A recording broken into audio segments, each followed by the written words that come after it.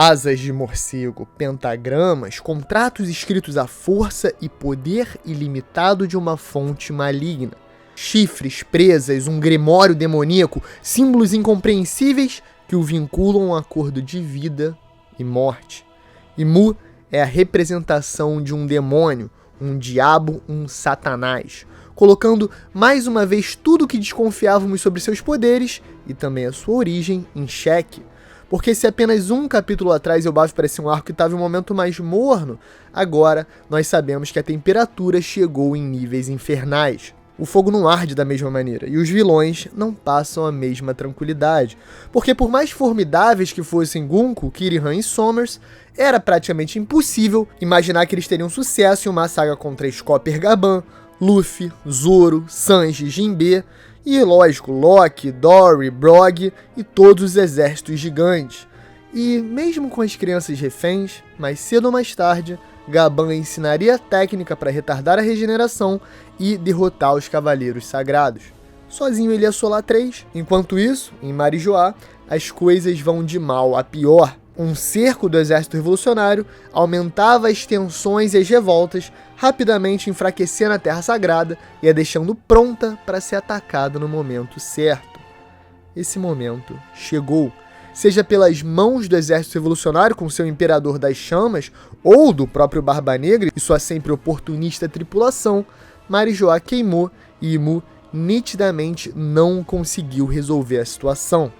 Se especulávamos que o Soberano e Barba Negra poderiam se aliar momentaneamente, ou até que Barba Negra tentasse destruir Imu para tomar o seu lugar de rei do mundo, a chegada do diabo em Elbaf prova que a urgência é tamanha que ele mesmo teve que aparecer e à força dominar os exércitos da Terra dos Gigantes. Contra Imu, Dory e Brog possuídos, além de todo um exército de pesadelos e outros gigantes corrompidos, que não se engane, ficaram ainda maiores, não há maluco que olhe e diga que o nível de poder está desequilibrado na saga de Elbaf. Mas como sempre, o Oda traz revelações bombásticas e tira a nossa atenção do que pode realmente, na sutileza, na nuance, decidir o destino do arco. E a essa altura eu acho que eu sei exatamente como ele vai acabar, baseado em 3 conclusões principais.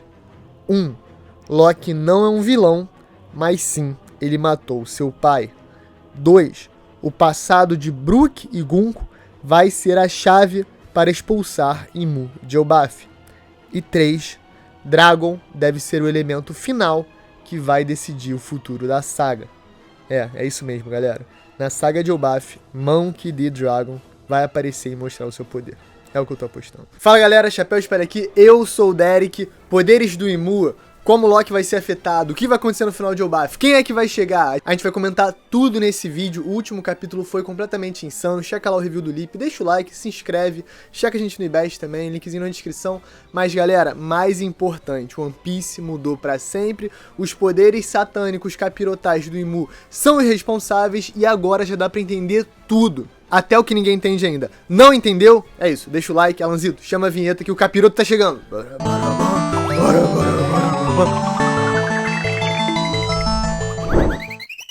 Imu revelou seus poderes, porque a cena com o Brog basicamente descreveu passo a passo como ele usa essas habilidades, o que explica certinho vários exemplos antigos do mangá, alguns até do pré-time skip. E para começar, a gente tem esses símbolos bem óbvios de poder demoníaco. Primeiro, um pentagrama que revela 2 canos, os mesmos canos que algumas páginas depois a gente vê que é de uma garrucha, uma pistola que foi muito popular entre os séculos 17 e 19. Ela é uma evolução das armas de pederneira ali que começaram a surgir no século 15 e na mídia ficou super conhecida porque é arma pirata, né? Por exemplo, o Jack Sparrow em Piratas do Caribe várias vezes usa uma garrucha. Mas óbvio, não era só os piratas que tinham essas armas. Na verdade, a Marinha Real Britânica era famosa por também usar essas garruchas. E aí é um detalhe bem interessante. A decoração e o trabalho refinado nessa garrucha do Imu nitidamente reflete o seu background aristocrático, o que é justamente o que o Oda tá querendo remeter aqui. Essa arma demoníaca do Imu lembra muito mais uma pistola cerimonial que a aristocracia utilizaria do que realmente uma arma de guerra, pela quantidade de detalhes e refinarias que tem nela. Há uns bons meses atrás, quando revelaram o design da Gunko, eu fiz um vídeo sobre como o uniforme militar estudantil dela, na verdade, é uma inspiração da vida real, porque os uniformes japoneses militares são inspirados nos uniformes da Marinha Britânica. Quando o Japão teve que abrir as fronteiras ali por volta do século XIX, a Marinha Britânica apareceu e acabou influenciando a moda no lugar. Ou seja, o Oda tá sempre usando essas conexões da vida real, essas inspirações do mundo, pra dar mais cor, mais vida pro mundo de One Piece. Isso funciona perfeitamente porque a temática da Gunko e, óbvio, do Imu bate certinho nesse ponto. Mas vamos voltar agora pro mangá. Eu acho muito divertido como nesse mundo de magias e poderes insanos, um pistolão funciona tão bem quanto qualquer coisa. Então, de alguma maneira, em algum lugar do Novo Mundo, cresce o hype de Ben Beckman. Agora vamos analisar o pacto em si, porque as palavras de Mu são muito importantes. Quando ele diz: troca de uma vida limitada, receberás um corpo imortal e força extraordinária. Como diria minha amiga Catarina, pronto. É exatamente a descrição do pacto entre Mu e os Gorosei, porque no capítulo 1125, o Oda mostrou o processo reverso. De alguma maneira, a gente viu o fim do pacto antes do início. E Mu tira os poderes de Garcia Saturno, encerrando unilateralmente o pacto e deixando apenas um esqueleto para trás. Ou seja, a vida limitada entregue por Jay Garcia continua limitada durante o pacto, porque quando ele deixa de ter o corpo imortal e a força extraordinária, só o que resta são os ossos. Ou seja, você morre instantaneamente porque os seus anos de vida já acabaram há muito tempo. É confirmado que Jay Garcia tinha no mínimo mais de 200 anos de idade. Agora, a frase seguinte também é muito importante para explicar várias dúvidas que tínhamos até hoje. Ao lado do domínio de Mu, não estarás preso nem à lógica e nem à razão, pois o demônio é a manifestação do que a existência deveria ser. O Oda ama um paralelo. Sol e lua, luz e escuridão, e One Piece é cheio dessas dicotomias. Agora, de novo, ele equilibra o tabuleiro, invertendo as cores. Do lado da escuridão, os poderes de Mu não estão presos nem à lógica e nem à razão. Ou seja, a regeneração dos Gorosei, a telepatia, o teleporte, o poder absoluto e ilimitado, a maneira que eles pareciam mudar de tamanho e ultrapassar as leis da física, tudo isso acabou de ser explicado. Os pactos demoníacos não seguem as regras da natureza, porque, segundo Imu, eles são a manifestação do que a existência deveria ser. Gente, a manifestação do que a existência deveria ser. Essa frase basicamente bate um para um em como o Oda descreveu os poderes do Luffy, porque a manifestação do que a existência deveria ser é nada mais nada menos do que a manifestação da sua imaginação, do que você imagina para o mundo. E o que os poderes do Nika são? São o Luffy tornando a sua imaginação realidade. Logo, Nika e Mu são dois personagens com uma habilidade espelhada, sendo essa tornar a sua imaginação a sua crença em realidade. Mas claro, um é o deus do sol e da libertação, e o outro o demônio do controle, forçando seus lacaios obediência por pactos sombrios. Então nessa batalha ninguém vai seguir as leis da física nem a lógica pré-estabelecida do mundo de One Piece, mas, de certa maneira, volta para o que sempre foi One Piece, uma batalha de vontades. Quem vai tornar a sua vontade, a sua imaginação, a sua manifestação da existência realmente realidade? Imu versus Nika. Agora, sabemos que Mu consegue criar um exército de súditos, um pacto demoníaco forçado. E eu acho que isso já explica muita coisa que não estava explicada ainda sobre o arco de Elbaf. O Oda mostrou passo a passo com o Brog, mas em poucos quadros o Dory e outros gigantes já tinham rodado. Agora, alguém acha que essa é a primeira vez que o Mu faz isso? Te garanto que não. No capítulo 1084, enquanto o Sabo está se infiltrando no castelo de Pangea, um dos soldados comenta brevemente que o número de guardas protegendo o castelo está diminuindo, que está ficando difícil de patrulhar todo o perímetro. Logo em sequência, um deles já fala que a culpa é de você sabe o quê, porque todos que olharam o Salão Fantasma desapareceram. Ou seja, o Imu tá sumindo com os próprios guardas, né? Quem bate o olho nesse salão fantasma, que talvez contenha o abismo, talvez contenha alguma arma de poder, algum poder oculto, enfim. Quem bate o olho ali desaparece e certamente esse poder do Imu do pacto pode ser uma maneira dele pegar esses soldados e realocar em outros lugares com outros propósitos. Mas outro evento específico pode explicar muita coisa se tiver o envolvimento do Imu ou dos seus poderes. Porque até hoje a gente não sabe exatamente qual era o verdadeiro objetivo do Rei Harold, nem a sua verdadeira índole. Sabemos que ele fez reformas em Elbaf que levaram para um caminho mais pacífico, por mais que durante a sua vida ele tivesse sido reconhecido como um grande guerreiro. Isso gera uma ambiguidade interessante, porque por mais que fique nítido que é algo bom ter mais escolas, mais livros, desenvolver uma cultura mais pacífica em Elbaf, também fica claro que essa é uma vontade alinhada com o desejo de Mu, para de alguma maneira tornar o país mais pacífico e também mais facilmente subjugado pela força. O Oda é muito inteligente, né? Ele usa essa percepção da bondade do Rei Harold em como a gente se afeiçoa pelas crianças, por como elas se afeiçoam pelos livros e pela educação, e todo esse sentimento positivo fica meio que manipulado pela vontade do Imu de que tudo isso aconteça para ficar mais fácil de entrar e destruir Elbaf. Essa tensão culmina no dia fatídico, 13 anos no passado, quando Loki e Harold supostamente se enfrentaram. Segundo o ancião Yaru, a única testemunha ocular, Loki matou seu pai e roubou a fruta lendária passada de geração em geração na família real. A gente sabe também que no passado o Loki fazia bullying com Hajirudin, como a gente viu no capítulo 1143, com toda aquela pegada supremacista sobre o sangue dos gigantes ancestrais e sobre como Hajirudin, por ser filho de uma mestiça, não teria o direito de ser o líder de Elbaf. Mas diferente do Loki no Hajirudin, algumas coisas simplesmente não batem. No castelo, temos centenas de cadáveres de gigantes antigos, supostamente a guarda real e outros soldados do Rei Harold.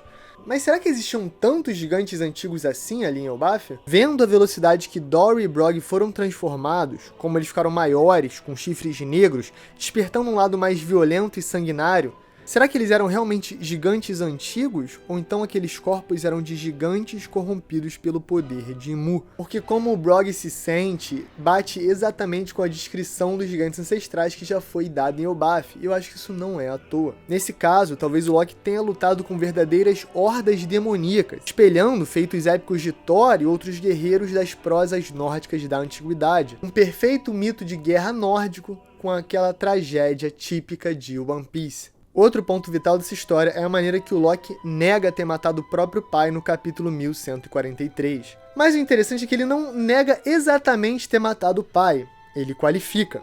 A frase que o Loki diz para o seu irmão é: "Dizem que eu fui lá e matei o nosso pai com ódio no coração." Mas você não acredita mesmo nisso, né? Com ódio no coração. Talvez o Loki tenha realmente matado o próprio pai, mas não com ódio e sim amor e dor no seu coração. Talvez Loki tivesse que matar seu pai, mesmo contra sua vontade, mesmo contra a vontade do seu próprio pai, mas nada seria mais One Piece. Um filho tendo que matar o seu pai para salvar todo um país, só para depois ser perseguido e mal compreendido por isso. Sim, eu acho que o Rei Harold tinha um plano, mas acabou sendo possuído pelos poderes demoníacos de Imu. Por sorte, Loki, que já deveria ter os seus próprios planos caóticos, acabou entrando em conflito com seu pai e toda a sua guarda real, que tá mais para vários demônios também, o que resultou na cena que o Yaru deve ter realmente visto e acreditar até hoje. O poderosíssimo Loki derrotou todos os guardas e também o seu próprio pai. Isso até gera uma ironia engraçada, né? A gente sabe que o Shanks não é alinhado aos Cavaleiros Sagrados e ao governo mundial, mas de alguma maneira ele acabou trabalhando em conjunto com o governo mundial quando ele conseguiu parar o Loki e devolver ele para Elbaf. Claro que, como um amigo do gigante, ele simplesmente estava fazendo o papel dele, né? Ouviu sobre a história do Loki e provavelmente acabou conseguindo entrar em conflito e capturar ele, o que, além de um baita de um presentão para o gigante, também garantiu ao Shanks privilégios especiais em um lugar que pouquíssimas pessoas têm capacidade de transitar pelo mundo. Um lugar de muito poder, muita sabedoria e que certamente o Shanks se beneficiou tremendamente de ter essa relação. Agora, sobre a conspiração em específico, eu consigo imaginar perfeitamente Imu recebendo Harold e Marijoa, fazendo o pacto e o retornando com as ordens, igualzinho ele fez com o Brog, obrigado a cortar a cabeça do Yaru. Só que dessa vez é diferente.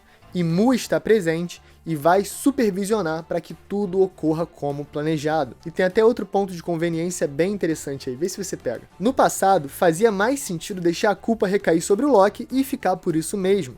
Assim, ninguém descobriria a extensão da influência do governo mundial em Elbaf, e também os gigantes não se revoltariam e atacariam Marijoá. A gente sabe que é um povo que não precisa de muito para entrar em guerra, está constantemente em guerra contra si mesmo. Então, imagina como essa interferência externa não seria ideal para unificar os gigantes e colocar todos eles contra o governo mundial, que já não tem uma boa reputação há muito tempo. Há 13 anos atrás, o governo mundial simplesmente não estava preparado. Mas agora, de alguma maneira, esse é o exato poder capaz de libertá-los de uma situação ainda mais crítica.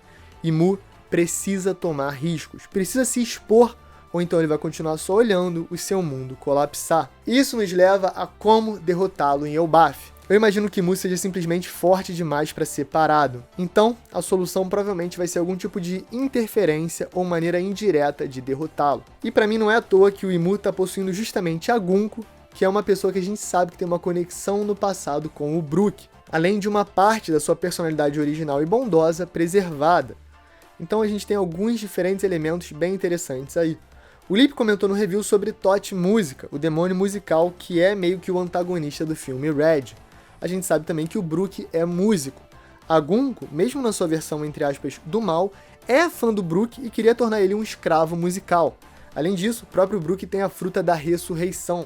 Ele já habitou o mundo das almas por mais de 50 anos, então ele tem uma conexão profunda com algum dos poderes que parecem ser do domínio de Imu. Durante a Egghead, a gente viu que o Haki mais poderoso do Joy Boy foi capaz de interferir com os poderes do Imu. Quando o Nock, o MF Carrega, soltou, todos os Gorosei foram exilados de volta a Marijoa, menos o G. Garcia que ficou, e o Marcus Mars, que já tinha sido isolado pelo Luffy alguns capítulos antes.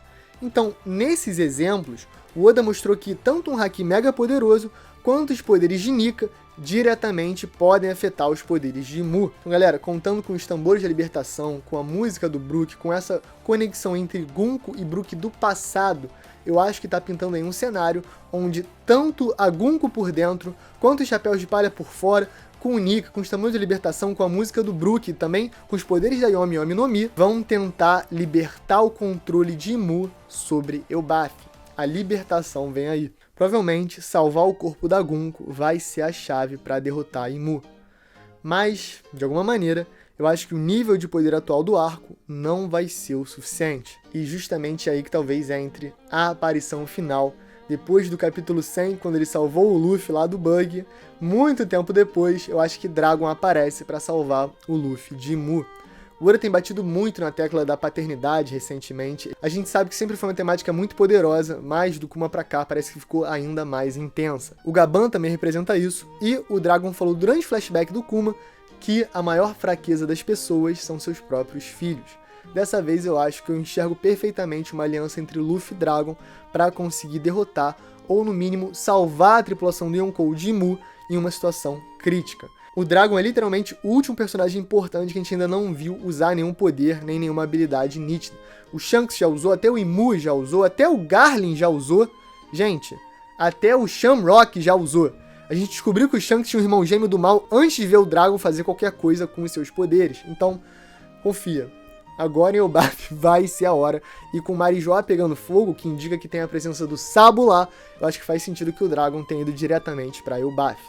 Mas comenta aí, galera, o que você achou, se essas ideias estão muito malucas, se a música vai ser a chave, como ela pode entrar, se o Tot Música, se o filme Red vai entrar nessa questão aí. Todas essas paradas de Elbaf, pra mim, estão começando a colapsar de maneira muito brilhante e o arco ainda não tá nem na metade, galera. Confia que Elbaf não tá nem na metade. Então, esse foi o vídeo, deixa o like, se inscreve, comenta aí alguma coisa. Passou aqui, tá Saturnita. Eu tô com soluço, um beijo, um queijo, galera, e valeu.